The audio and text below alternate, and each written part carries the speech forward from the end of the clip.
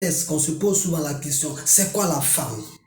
Un être important et précieux dans la valorisation des relations sur terre, le maintien des liens en famille.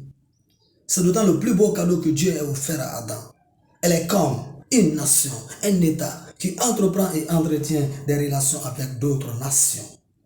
Toutes les parties de son splendide corps correspondent à des départements étatiques. Par exemple, la tête, où réside le cerveau, la présidence.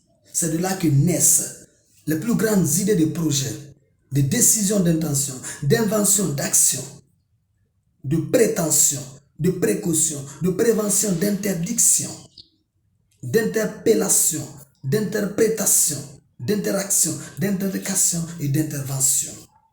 Le corps représente l'étendue du territoire national, dirigé, contrôlé et gouverné par la tête. Les bras représentent les départements de la coopération, des affaires étrangères, sociales et relations extérieures. Les jambes et cuisses, ces plages en bordure de mer et étendues de terre à l'arrière-pays, souvent peu oubliées, constituent les zones réservées de l'État qui coupent le souffle à la première découverte par les visiteurs, les touristes, mais aussi les explorateurs. Cependant, une nation, pour se développer, grandir, devenir puissante et influente, a besoin des ressources. D'abord naturelles, puis humaines, et une démarche diplomatique très séduisante, d'où l'importance des ressources minières et des stratégies diplomatiques pour des liens solides et sérieux. Nous avons la cordillère des Saints qui regorge d'importants gisements laitiers situés dans la zone désertique de la poitrine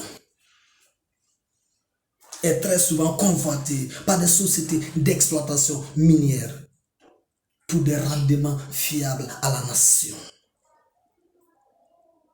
La forêt classée du mont de Venise, située dans la région frontalière du Pubis, le seul qui a son sommet en bas. Le sillon interfécié des chaînes de montagnes volcaniques du Beau-Barabas, qui entrent souvent en éruption et libèrent des cratères. Les lévrières, la narinade, les sourcilières et les lobes aurélis, toutes classées patrimoine beauté personnelle et très appréciées par des célébrités. Les ressources humaines constituent l'ensemble des acteurs qui participent au développement d'une nation. Entre autres, nous avons les pères fondateurs de la nation, les fils de la nation, les institutions, bailleurs de fonds, partenaires au développement, mais aussi des diplomates accrédités rêvant d'être nommés un jour ambassadeurs à l'ambassade. Mais c'est quoi l'ambassade? Cette petite portion de terre d'une nation située dans une zone hyper sécurisée, accessible seulement que par permission ou accréditation. Mais malheureusement, parfois par effraction. Chaque ambassade a droit à un ambassadeur. Mais il y a des ambassades que tout diplomate rêve un jour d'en être l'ambassadeur. Mais hélas, n'oubliez pas aussi qu'il y a de la polydiplomatie pour des relations multiples.